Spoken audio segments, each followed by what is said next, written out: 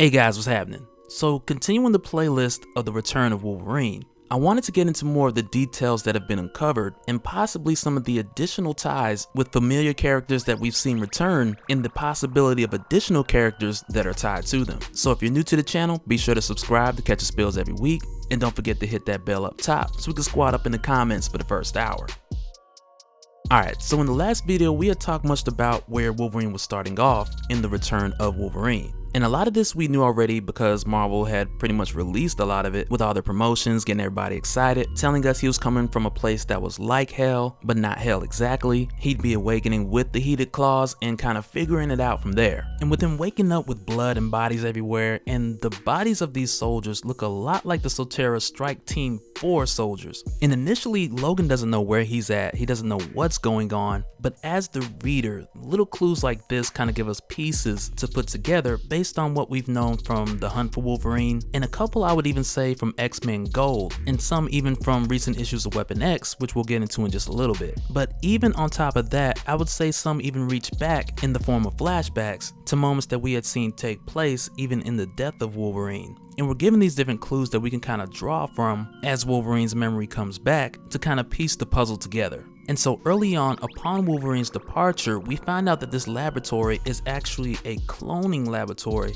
that belongs to Dr. Bernard Delacroix, who had originally set up this facility for making clones of endangered species, mainly for the purpose of keeping rare wildlife from going extinct. And it was his practice that got the attention of Persephone, and when Persephone solicited his services to make clones for her, he said no, and here we are. But this is one of the things that we know for certain about Persephone, even though her true identity hasn't been 100% confirmed already. And I really believe that we got it, that we nailed it on the last one. But pretty soon we'll find out. Hopefully we're as close as we were with Dark Knight's Metal and figuring out who was in the chair. Because back then I knew it was the Monitor, but I didn't think they was gonna go OG Monitor. But either way, the thing that we know about Persephone specifically, aside from her and Soterra being one and the same, is that if she really needs to use someone's services, she doesn't necessarily need them to be alive in order to do so. In fact, if she is who I believe her to be, then in that case, much like we talked about in the last video with the Threndi theory, then it is possible that she would much rather them dead, much like Yuriko's father who returned, and I believe now that he's going by Lord Deathwind instead of Lord Darkwind. But much like how we saw his return in his association with Soterra, which pretty much is Persephone, I wouldn't be surprised if that final explosion that was made to finish Dr. Delacroix off really just turned out to be a plan to get him to forcefully cooperate, much like Kenji Oyama and Graydon Creed, who were already dead but were brought back to fulfill the will of Persephone. But upon Logan's escape from this facility, we run into another familiar face who has died before by the hand of Wolverine, and who was even killed in an alternate universe, Earth 807-128, by a younger version of Old Man Logan. But nevertheless, here in the Prime Universe, after his resurrection, we see him once again, and that person being none other than Omega Red. And I'm not gonna front, I have my suspicions on if this was actually Omega Red, because I'm used to seeing him with way more gains than this, but after seeing more recent images of like Epsilon Red, who we talked about in the Black Widow Resurrection video, and us seeing his return after Secret Empire, it just kind of reminded me, okay, these guys kind of vary in size depending on who's illustrating. But I also have to say, I have my strong suspicions of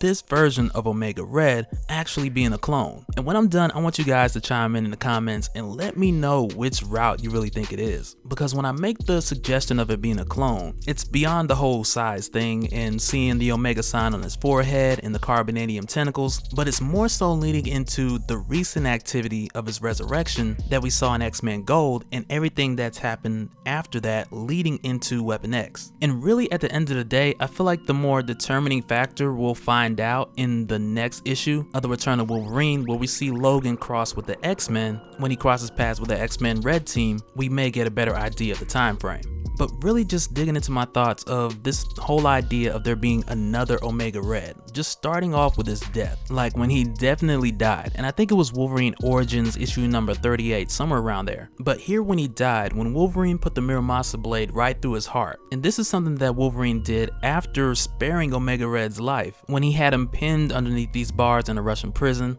He easily could have taken him out, but he didn't. And it is until later when Omega Red gets free to where he tracks down Wolverine, who at the time was taken to Romulus's hideout, where they faced each other again and Wolverine put the blade through his heart, which eventually killed him even though he has a healing factor, but as you guys know, the Miramasu blade don't care. And just for that extra confirmation, later on in the next volume of Wolverine, when he died and went to hell and his body was taken over by this demon or whatever, we saw Omega Red in hell amongst many other enemies from Wolverine's past, including his own father. But my thoughts on this being a clone mainly stem from what we had talked about in the Black Widow resurrection video, when we discovered the Russian technology that had pretty-made backup bodies for all of their best soldiers, which we found out included Widow, but may have very well included others like Omega Red, Epsilon Red, Bucky Barnes, and a number of others. And of course for Epsilon Red, who was the most important part of that whole process and who was hardwired to the machines 24 hours, it would only make sense that they would back up his DNA and consciousness so that in the event of his death, which is kind of where that event went, when Widow, Bucky, and Hawkeye just pretty much destroyed everything and killed everyone there,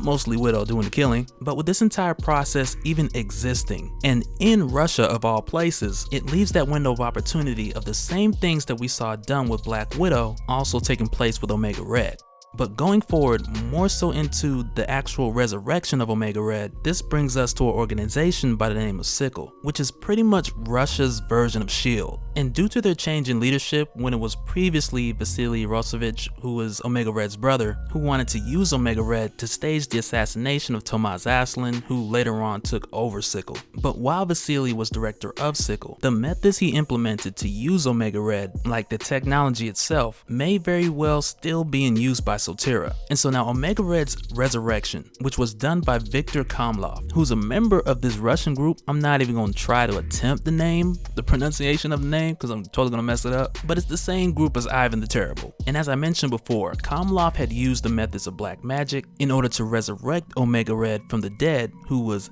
definitely dead, like he was dead. And his resurrection kind of came with this caveat to where he was continually dying rapidly, and in order for him to remain alive, he had to feed more frequent and more aggressively, which was a constant issue because with the aggressive hunger, what would usually sustain Omega Red for a number of hours was cut short tremendously. And so because of that, as a result, they had to use magic in order to cure the problem.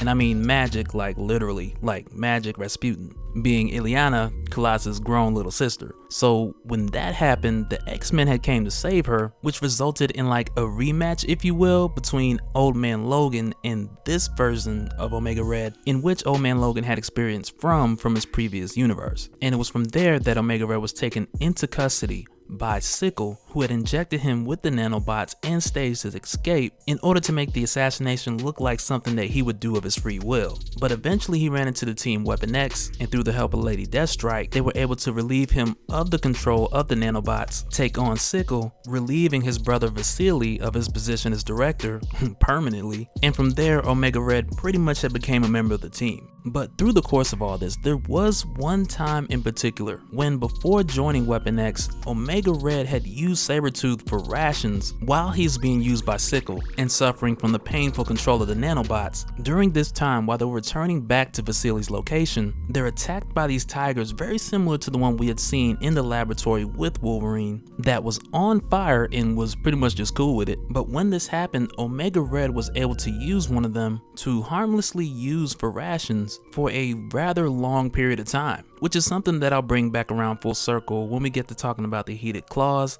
and Wolverine feeling drained by the energy when he uses them, but ironically not so much affected by the heat. But moving forward, Wolverine at this point has linked up with Anna, whose son has been taken by the Sotira soldiers, and even though Wolverine isn't fully intact with all of his memories, at the end of the day he still has his instincts, he still wants to find answers, and he agrees to help her out. But along their transit from this location, they're quickly tailed by this Omega Red along with Daken, who from the looks of both are very much under your same influence like we've seen Graydon Creed and Kenji Oyama, who attacked in a similar fashion, very quiet, just taking orders, almost as if Persephone had taken the nanobot technology from Sickle and combined it with her own means in order to gather everyone she needed against their will. And if you're absolutely new here, check out my Hunt for Wolverine playlist, and there I go much more into detail about the actual death of Daken and the technology that Daken, Lady Deathstrike, and Sabretooth discovered when they came across Sotera, lost their healing factors, and seen all these people coming back to life in a very Walking Dead type of style. But back on the boat, between Anna and Wolverine, they're able to get rid of these two pretty quickly, with Anna taking a harpoon to Omega Red's face,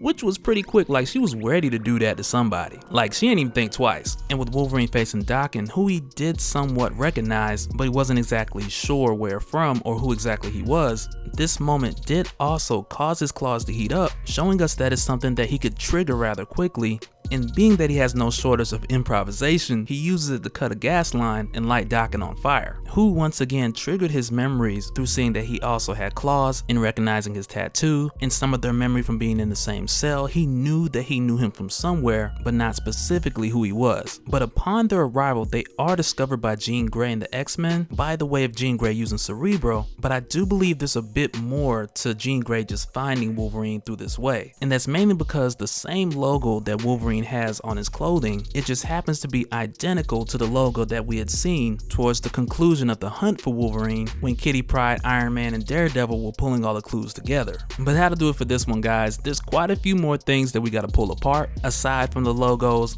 but more like with the Tigers and the whole coincidence with their connection to Omega Red and Wolverine's description of his claws getting hot, taking control and stealing his energy. But let me know you guys' thoughts in the comments, and we'll do it again on the next one. Alright, later.